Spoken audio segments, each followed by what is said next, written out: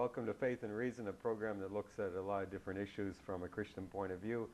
We're doing a program today that's looking at a movie that's quite popular right now.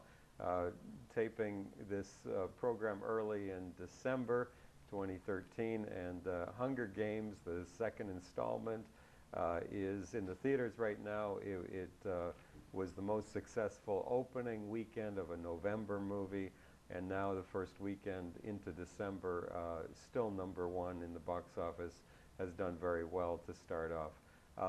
With me again, Pastor George Crespo, First Baptist Church at Cliffside Park. I'm Pastor Rick Spence, Fort Lee Gospel Church. And we're a couple old guys talking about a young person's theme, and so please give us some slack if we sound like old guys and complaining about these youth. But The Hunger Games is a movie that is hugely popular, and I think it bears some good discussion as to its Christian themes or lack thereof. And so, Pastor George, would you open up? What's a quick synopsis of these movies? I'm sure some of our viewers will not have watched them. Yeah.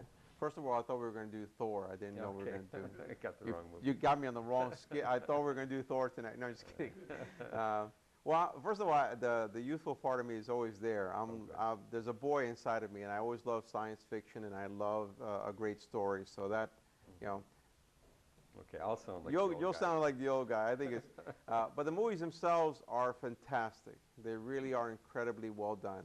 Great work did. But the premise of the story is that it's in the future. There is this government that controls everything. There were these districts who had a rebellion against the government.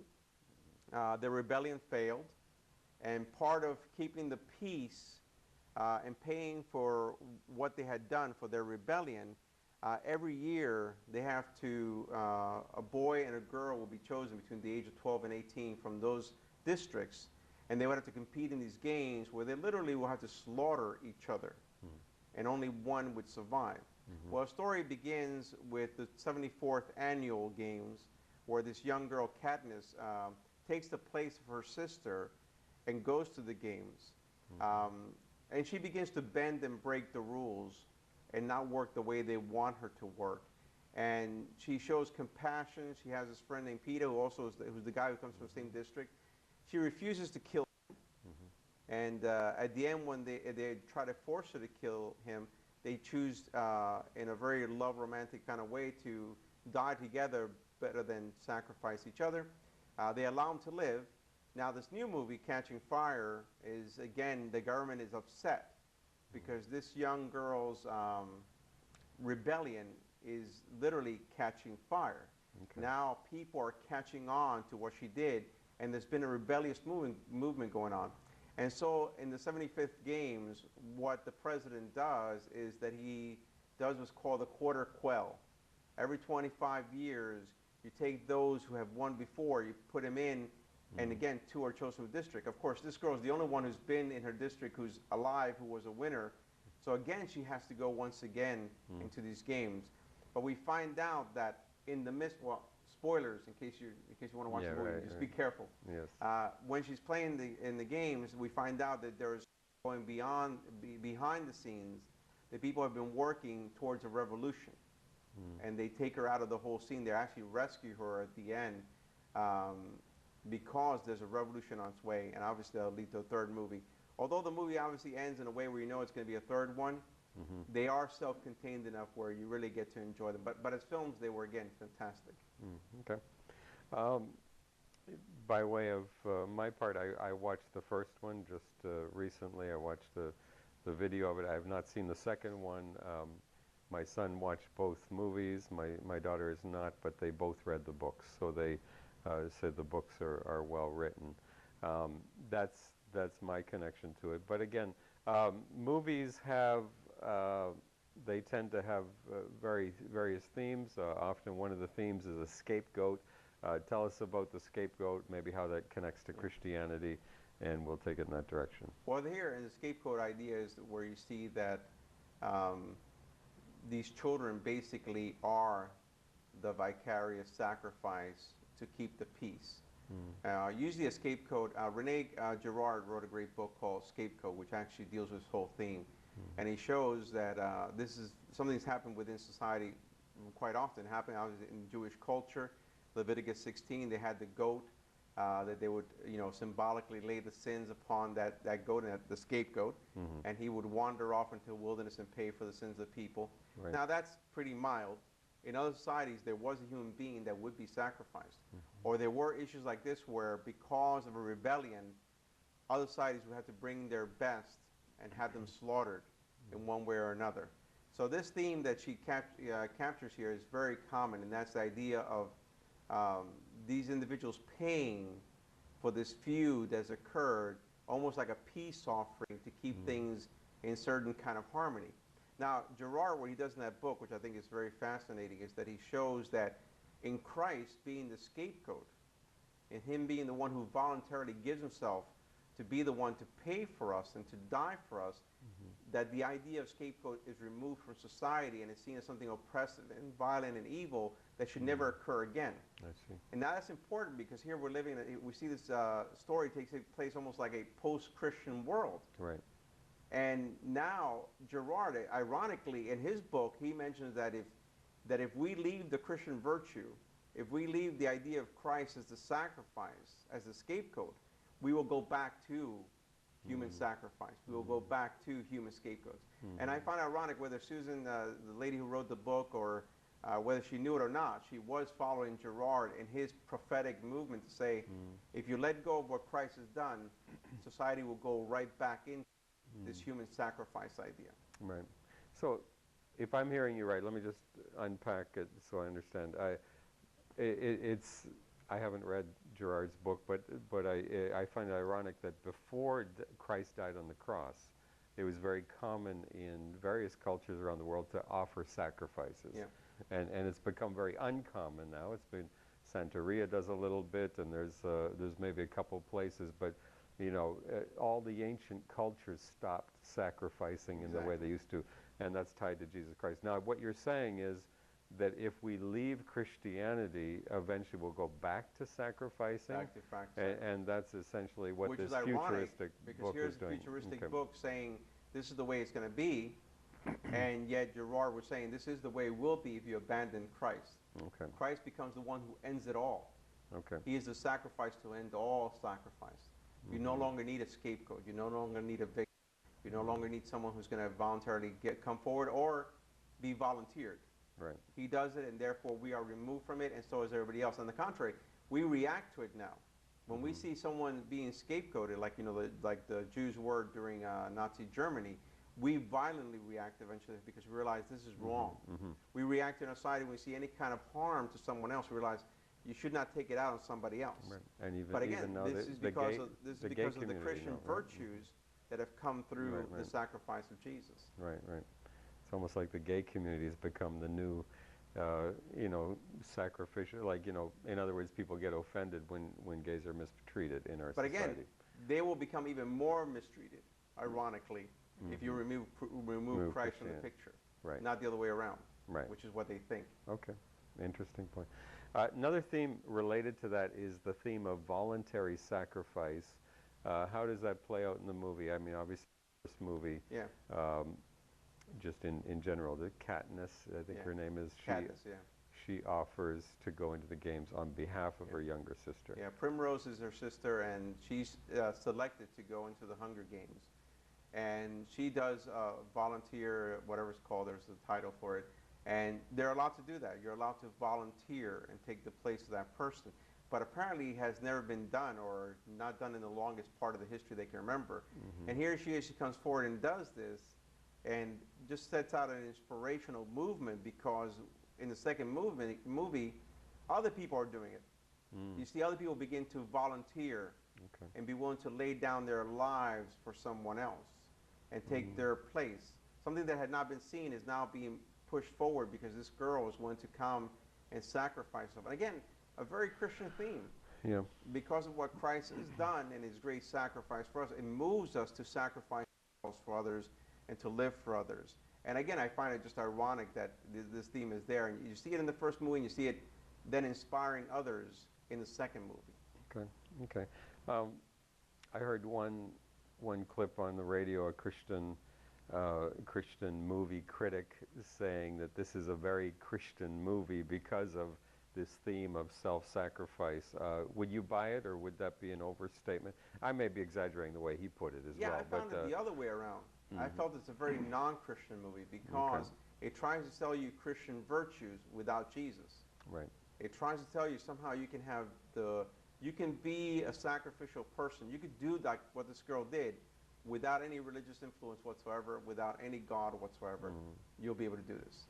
And that to me, the theme, of course, the sacrifice is Jesus. We all know that. You know, we see it many times over in the movies. You see that voluntary movement forward to give their lives.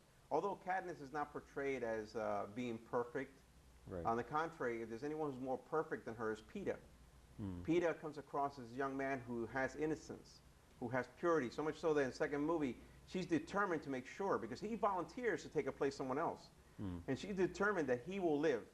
He must live. I see. Because there's a purity about him that she doesn't possess. I see. There's a corruption about her because she's aware that she's almost detached emotionally at times from people and things. She can't relate to others. So in that sense, she's not a Christ figure. But it is a Christ figure so far as the sacrificial element. In that sense, yes, you see the Christ element there, but no real correlation of Christ. You know what I'm saying? Religion's been removed, but you're trying to make it Christian. Yeah, yeah. Well, let's just unpack the religion part, because, I mean, it just seems that there is like zero religion. They stay away from the topic of religion almost intentionally. Is that how you portray?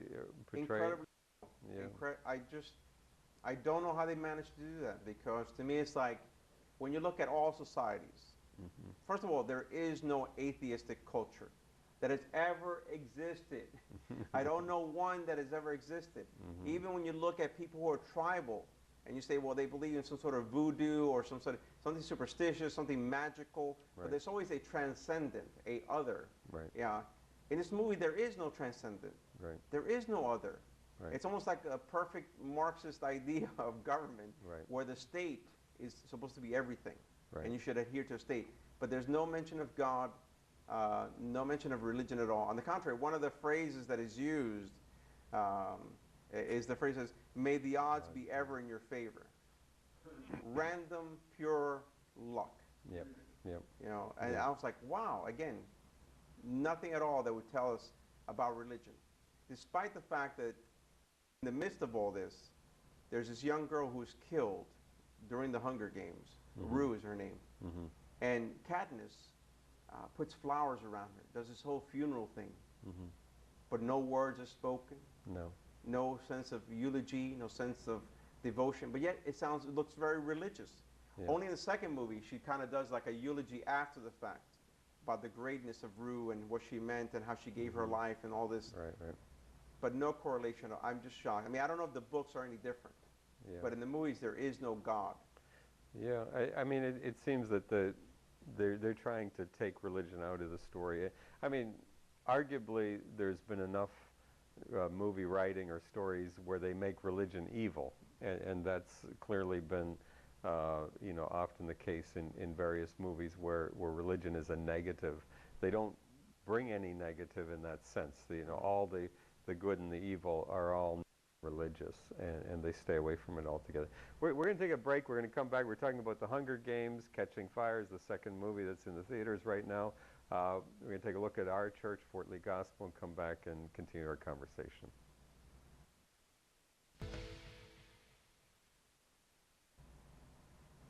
That was a clip of Fort Lee Gospel Church, where I'm the pastor. Also, Pastor George Crespo is at First Baptist Church in Cliffside Park, just down the road. You want to describe a bit about your church, how people can find you? We're located at 777 Anderson Avenue in Cliffside Park. Our service is at 10 a.m. Sunday morning. We have Sunday school, and 11 a.m. we have worship service. December 15th, we have our Christmas service at 10:15 a.m. Also, December 24th, obviously, we have our Christmas Eve service at 8 p.m. Wednesday nights, we have Bible study and prayer meeting at 7:30 p.m. And we do have a website, firstbaptistcp.org, where you can go and hear the message as well as learn about our church. Good. And yeah, Pastor George has visited our church. I visited his church. Highly recommend you pay a visit to First Baptist. As we're talking about Hunger Games, it's a extremely popular movie that's in the theaters. It's written with a youth audience in mind. And just before we went to break, we were just talking about how the whole story tries to edit God out of society. It's a futuristic society, and and I think it's a good point that and I just want you to unpack this before we move on. You said there's never been a society without religion, and yet by implication, Marx was striving towards it. And yet, and I know you have a Cuban heritage, and maybe that speaks into this, but unpack that idea. Society without religion, is that a utopian ideal, and how does that live out in the real world? I don't know if Marx was trying to create a society without religion. Maybe his society was that the state would be the religion. Okay. I think he was trying to replace it, as many people have. They're trying to find some sort of I think every culture is trying to be anti-religious. They know that there's a religious element in human beings. It is just part of the DNA of human beings. Right. It's unavoidable. If you look at the history of humanity, right back to the beginning, whether you take the Bible, where you take evolution, you're going to find the religious nature of man. Human beings always having these elements of trying to understand, because they face suffering, because they face death, because they face all these tragedies.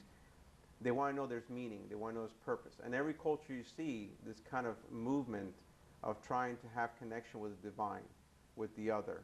And there's been no culture. There's never been a society that's been completely atheistic. And you know, if anything came close to that, it would have been Russia trying to impose that Marxist mentality upon people. But again, there was a rebellion. So much so that now Marxism has gone down, the government has changed in Russia, and religion again is flourishing in Russia, just as it does all over the world. We always imagine that atheism is the majority, but it's actually a very extreme minority. The majority are people who are religious, even if it's witchcraft or Wicca or whatever it is. You have some sort of belief in something other than yourself, and just saying that, oh, there's no God, there's nothing, it all ends. Yet here in this society, it seems like it's all running perfectly well in that sense, so far as their own government, but no mention at all. I mean, nothing, not even, not negative, not positive, nothing at all, which is so odd. Yeah. Let me bring us back to Hunger Games. One thing we've just sort of glossed over, and that is, it's a fairly violent story where you in essence, you're putting 26 children together, 12 to 18 years of age, saying one winner, everyone else gets killed. How would you describe the violence? And certainly, maybe that's part of the appeal. I think people want, violence sells or makes the story interesting.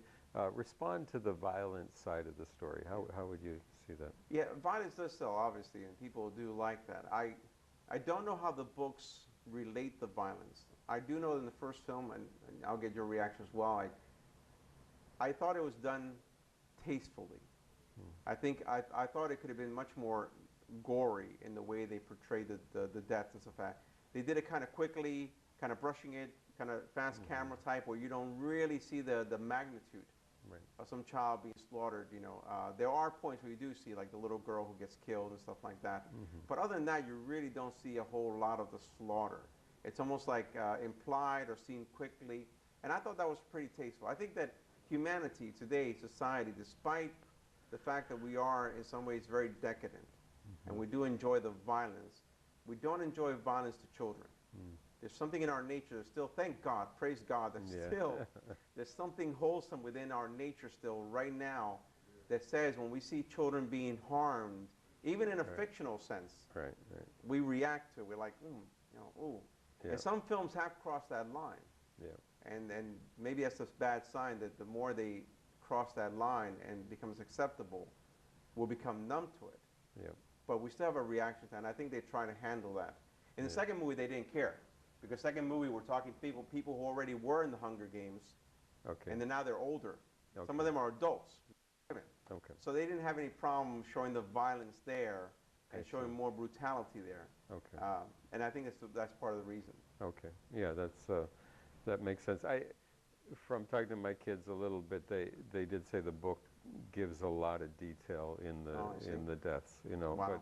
But and that's part of, you know, the author. Uh, of course, you know, with movies, you don't have the same time that you have in.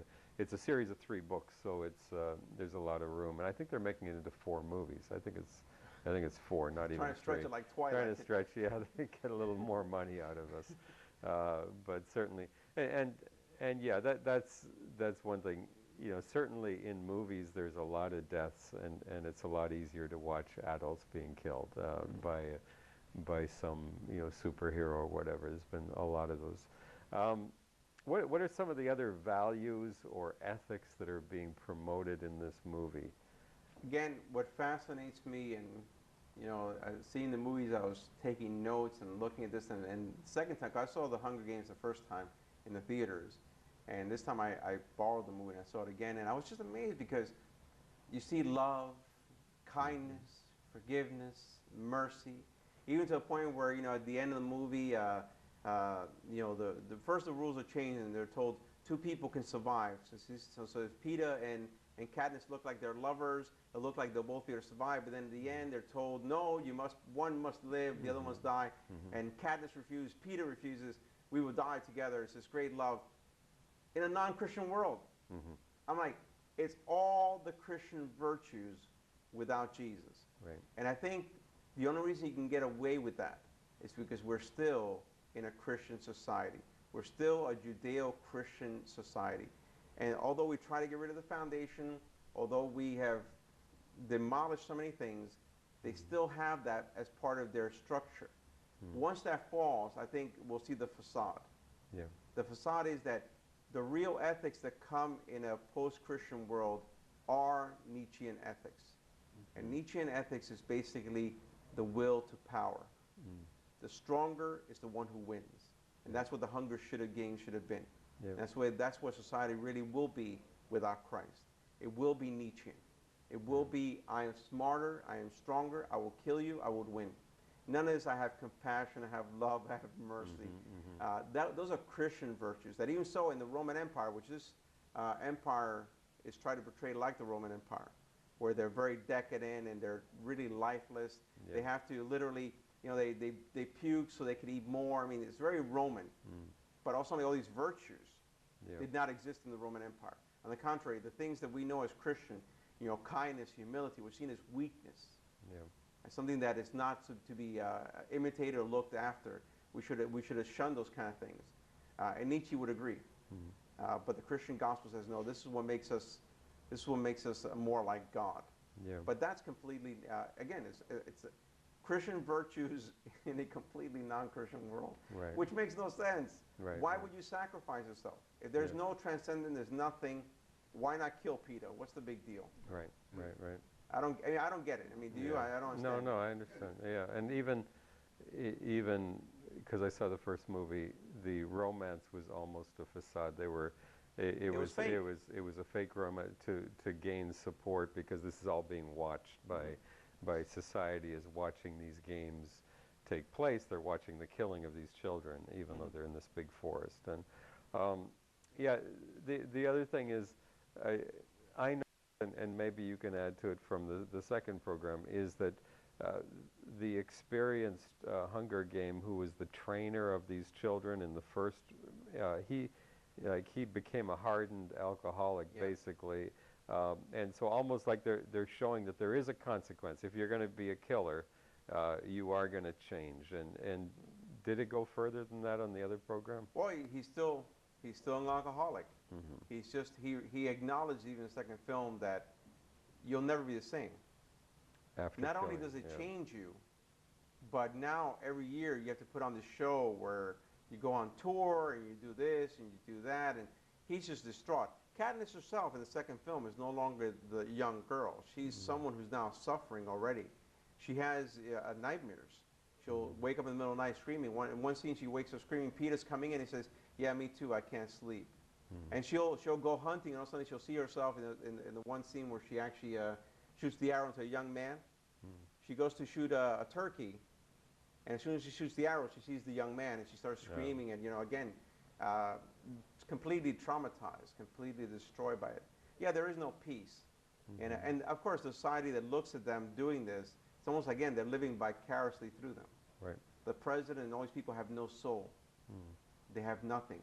And I think it's an interesting commentary upon our society, because think about it. Our society today is doing part of that. We're watching all these live shows. What does it say about us when we need to see other people do Survivor and do this and do that? Why? Yeah. Is it because we have no soul? We have no life? We need to vicariously live through these people now? Is that the reality television? A little bit of a social commentary there. Watching the train wreck that we are becoming lifeless individuals. We are dead, we're numbed, and so now we literally have to kill people to feel some sort of liveness for a moment. Having said all that, we have about a minute and a half left. My comment first, and then you wrap us up. It seems that when it comes right down to it, Christianity is so essential to understanding human nature, to understanding our calling to worship, to give us a sense of groundedness that makes sense. And here you've got a storyline that is using a part of that. And I guess maybe the calling would be to say, we need to come back to biblical worship and being a part of following Jesus Christ, being a part of church, and that's what we're about. That's why we do these things. Any further comment before we wrap up in a few minutes, a few seconds? As C.S. Lewis would say, and C.S. Lewis was a great theologian, a great fictional writer, more Christians need to pick up the pen and write the great stories, because they'll write the best stories, because they'll be centered on Christ. Good thought, and good way to end. Again, something in us wants a good story. We've been talking about the Hunger Games, mixed reviews, but again, there's a story there, and it's well done in terms of movie making. You've been watching Faith and Reason. Trust you have a great day, and go to church and read your Bible. Thank you for watching Faith and Reason. Please join us again next week. We invite you to come and visit